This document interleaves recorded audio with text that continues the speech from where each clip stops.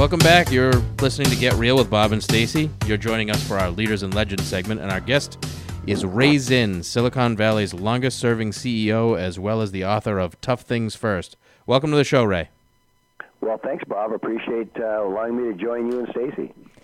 So I am going to give some more detailed background on Ray. He has a pretty impressive background. He is an inventor, entrepreneur, and, as you said, the longest-serving CEO of a publicly traded company in Silicon Valley. In 2015, he authored Tough Things First to share his leadership, company culture, and other perspectives on building enduring companies. He's known best for conceptualizing and, in effect, inventing the wafer stepper and for co-founding semiconductor company Micrel, which provides essential components for smartphones, consumer electronics, and enterprise networks. He has served as CEO, chairman of its board of directors, and president since the company was founded in 1978. Ray holds over 20 patents for semiconductor design. He's been mentioned in all kinds of books, including Jim Fixx's The Complete Book of Running and Essentialism by Greg McKeown. So first, tell us, how can entrepreneurs, including real estate people, know that they are indeed tackling the tough things first in their businesses? How do they know what the tough things are? Well, anything that they regret doing or don't want to do, they hold off and procrastinate. So you can tell if you're a procrastinator if you say, well, I'll get to that later, or I'll work on that at some other time. And so we tend to put off the things that we don't want to do to some future time.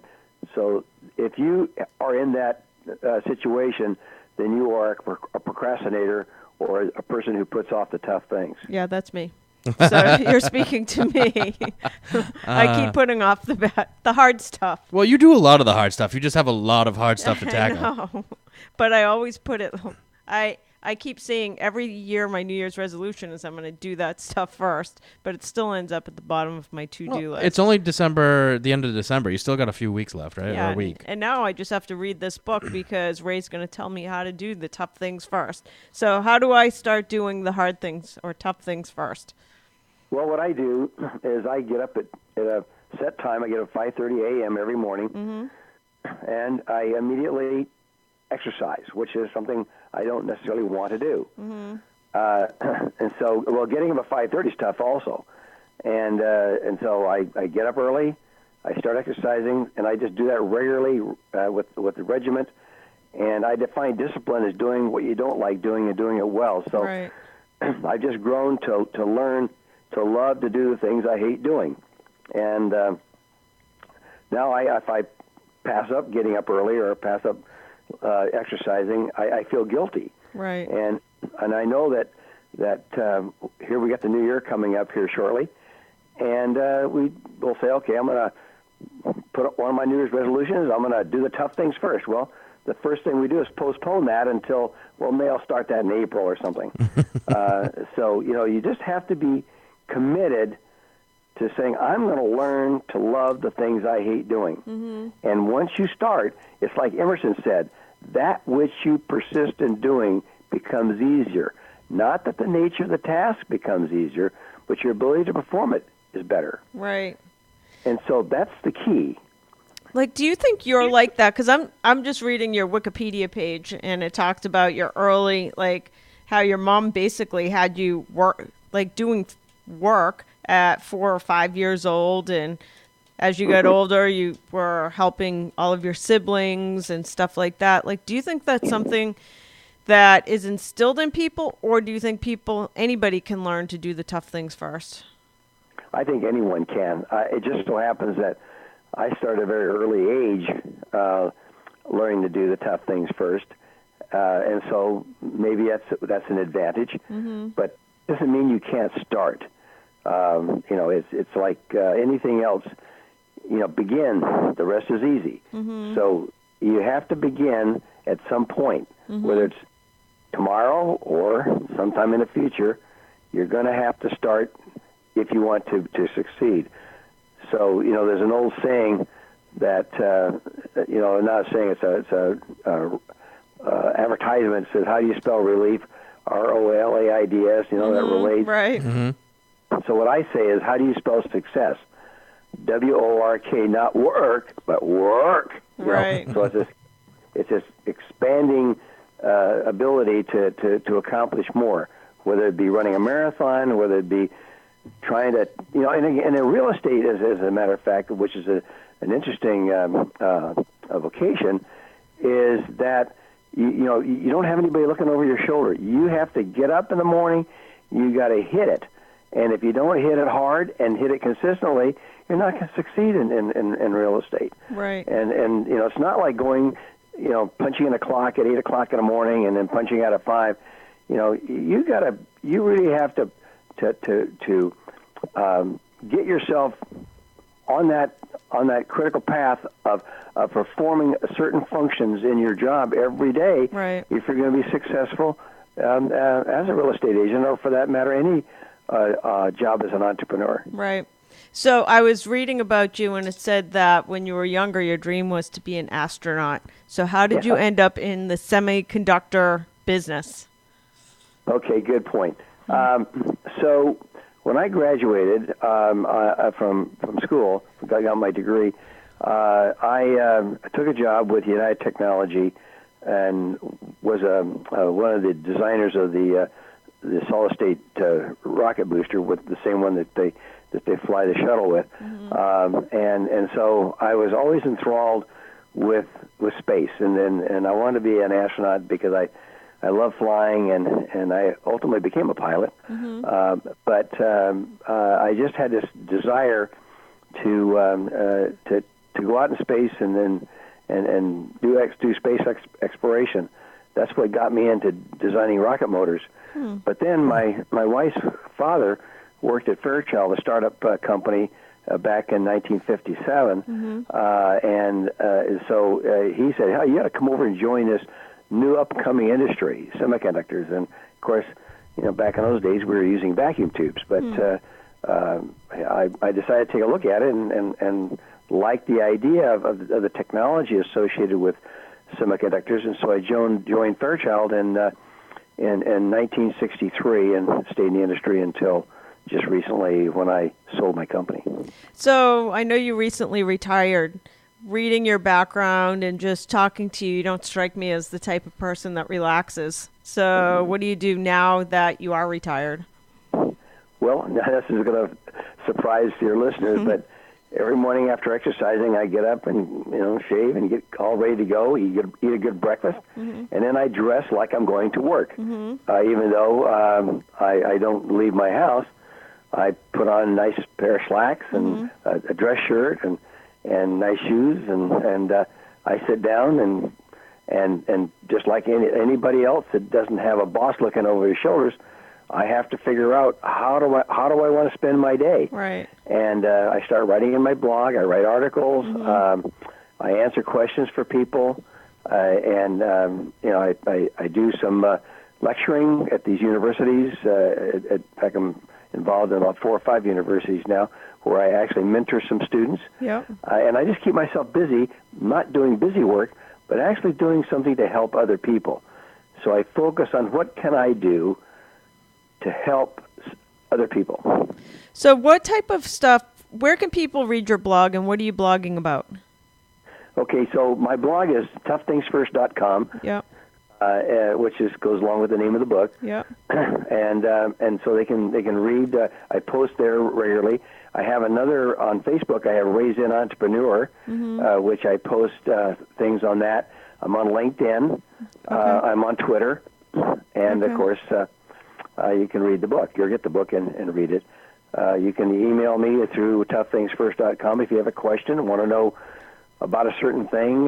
Maybe it's how to retain employees, or maybe it's how do I get myself doing the tough things first. You can send me questions and I'll respond back. So that's how you can reach me, and that's how I can help you.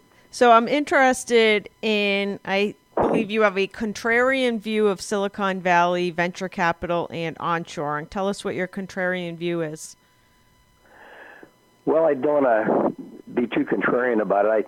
I think the venture capitalists have a role to play, It's just that I wanted to own my own company. I didn't want someone else to own it. Yep. And so I took the contrarian view that I had to raise money in a very different way, which was to go get bank financing. But banks don't like to loan to startups. Yes. So I had to convince the bank that that loaning to startups is not a bad thing. Right. And that was not an easy task to do. Right. That was extremely difficult because the banks wanted me to be profitable from day one. Yes.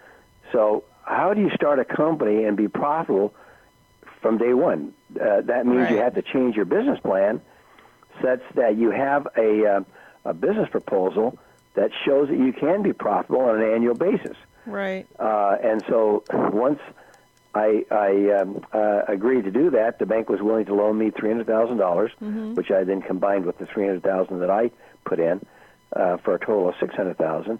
That gave me enough working capital that I could then run the business and be profitable. But I had to change the concept of the business to be a profitable business as opposed to just growing revenue like the VCs want you to do. Right. So that's the contrarian view, is that I had to run a profitable business from day one and not just a business to grow revenue. Right. As you know, many of the guys in my area, companies like Facebook and Twitter and Amazon and Google, they didn't make money in the beginning. They lost lots of money. In fact, I think Amazon still loses money. Right. That is so interesting. So in growing your company, you started off small. How big did Micrel grow to?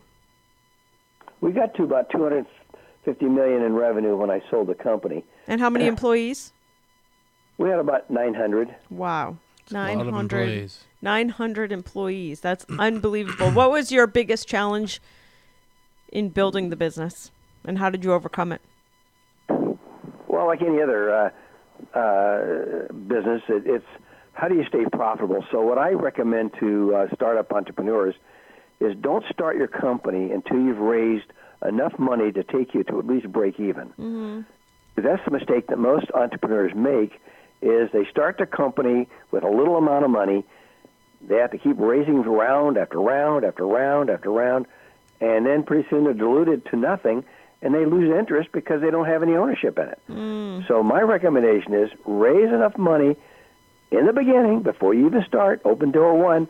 Don't start until you have enough money to take you to break even, with a little cushion too, like 10 or 15% over what you think you're going to need. It's so interesting because I do agree with you that banks don't lend money unless you don't need their money.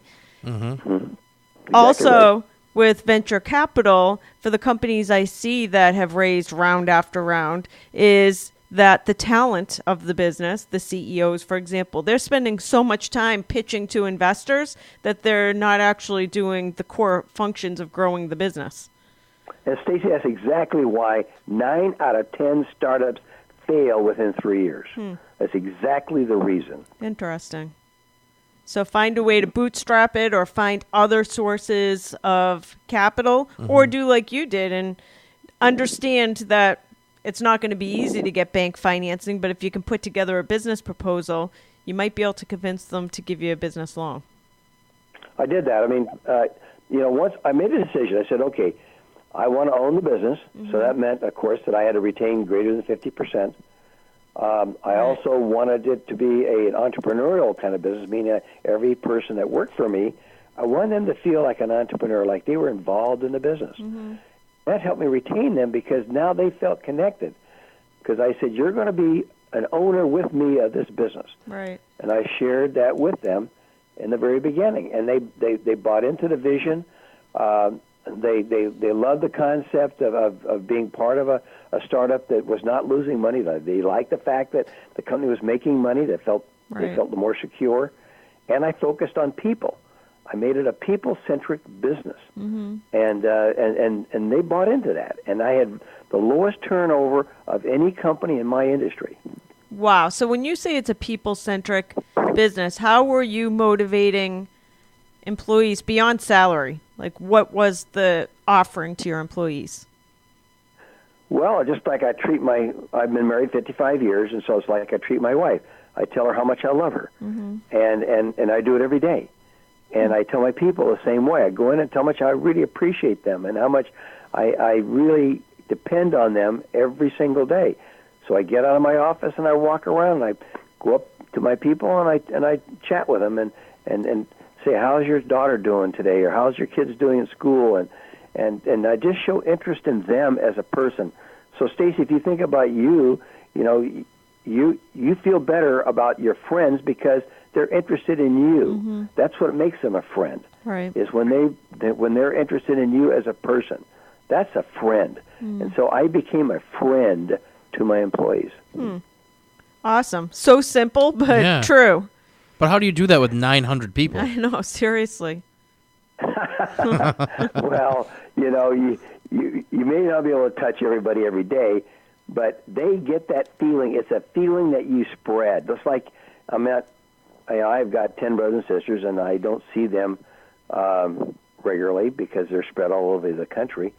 But they know that I love them because I write to them, or I send them an email, or I send them a text. I just try to make a connection with them on a regular basis so they know that I do love them and appreciate them. So while I may not be able to sit down personally with them, just the fact that I reach out and touch them either through a tweet or a text or some way, or a birthday card. Right. You can make connections. You don't have to, go on and touch 900 people. By the way, Micrell was a worldwide company, and we had them all over the world. And I got an email from just recently, as a matter of fact, from one of my employees from India that said, "Oh, I sure wished you were still here. We had such a great feeling when you were running the company." And I've never personally ever sit down with him because he's in India. Right. But yet he felt connected, and he felt good enough just to write me even recently. Of course, it was through LinkedIn, but still made connection. Right. Wow, that's awesome. That is great. All right, so we are just about out of time. Where can people learn more about you and buy your book? Well, my book is available on all the major sites, but primarily Amazon. Okay. You can get it on that through that mechanism. Of course, you can log on to my website, toughthingsfirst.com, and or contact me on Ray Zinn Entrepreneur on Facebook. Okay. On LinkedIn.